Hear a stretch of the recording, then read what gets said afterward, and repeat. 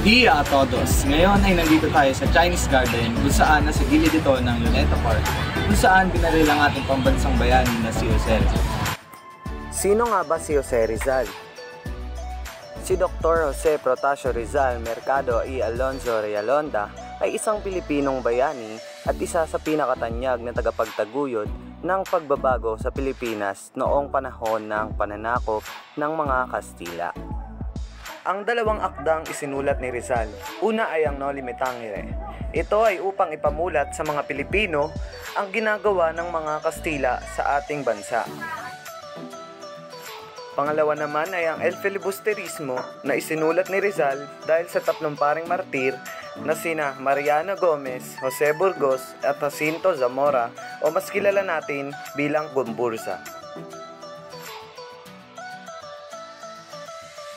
Sa Chinese Garden din na ito makikita ang statue ni Confucius. Si Confucius ay isang Chinong guro, patnugot, politiko at pilosopo ng panahong tagsibol at taglagas sa kasaysayan ng China. Founder ng relihiyong Confucianism na pinaniniwalaan ng mga Chino noon.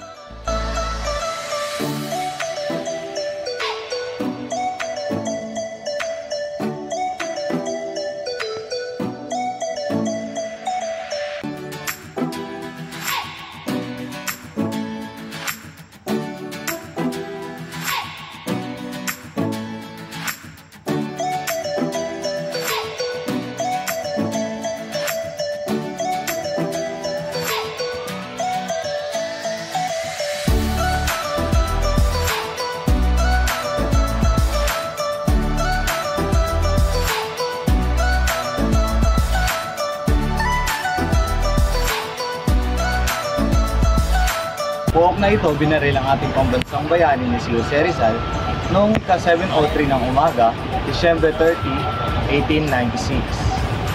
Na ito ay mayroong mga statwa na kung saan pinapakita ang pagkakasunod-sunod ng pangyayari hanggang sa pagbaril kay ating pambansang bayani si Jose Rizal.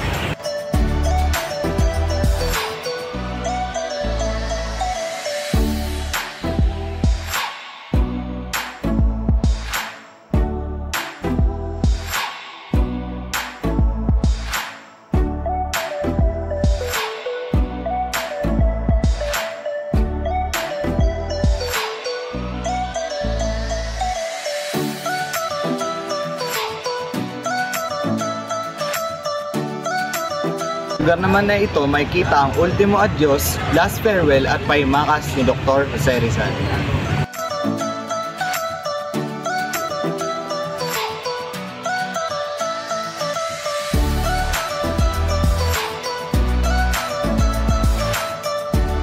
Sa lugar na ito, binaril mismo ang ating pambansang bayani na si Jose Rizal.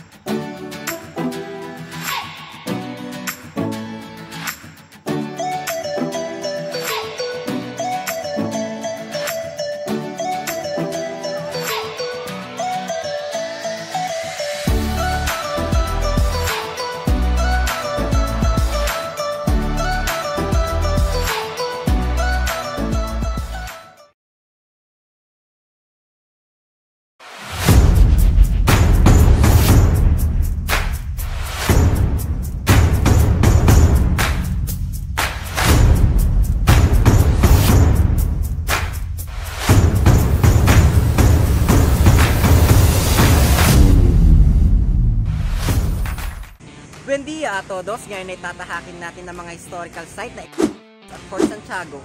Ano nga ba ang meron sa mga lugar na ito?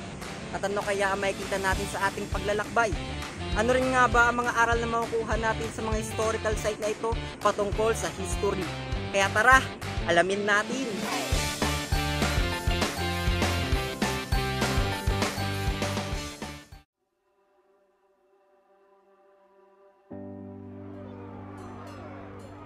Habang nagtatalo tayo dito, lalo lamang lumalakas ang pwersa ng mga Amerikano. Walang umiiral na mag-isa, Hoven.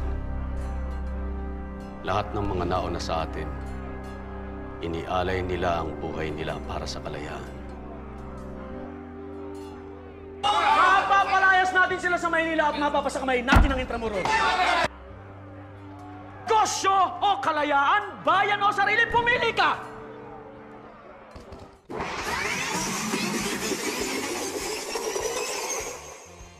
Kaya tara, alamin natin. Our first stop is Baluarte de San Miguel. Baluarte de San Miguel is located on the northern eastern corner of Fort Santiago, overlooking the Pasig River.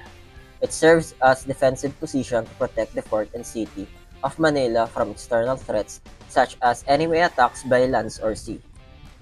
Baluarte de San Miguel, along with other bastions of Fort Santiago, played a crucial role in the defense of Manila during various historical conflicts, including attacks by foreign invaders and local risings. The fortifications were continuously reinforced and improved over the centuries to adapt to changing military tactics and technologies. Next is Raha Sulaiman Theater. After World War II, the ruins of the former infantry quarters was renovated by national artist for architecture Leandro Locsin to serve as an open-air theater bearing the name of Manila's last pre-colonial ruler, Raha Sulaiman. Raha Sulaiman Theater became the home of the Philippine Educational Theater Association or PETA until they moved to a new theater in Quezon City in 2005. In 2017, PETA once again staged a play in Raha Sulaiman Theater in a coming home performance for their 50th anniversary.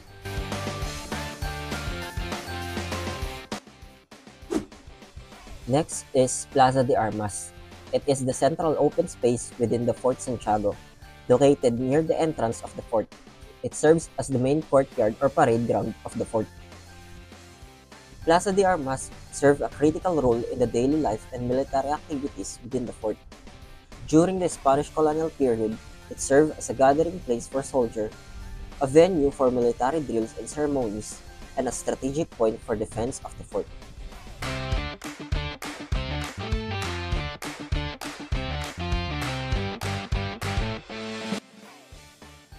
Ang Baluarte de San Francisco Javier ay matatagpuan sa loob ng Fort Santiago.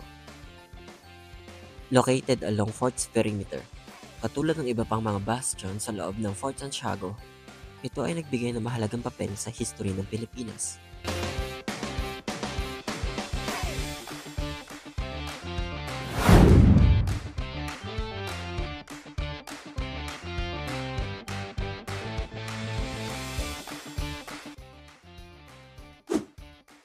Ang dungeon sa loob ng Fort Santiago ay isa sa mga lugar ng fort na ginamit noon bilang piitan o kulungan para sa mga bilanggo.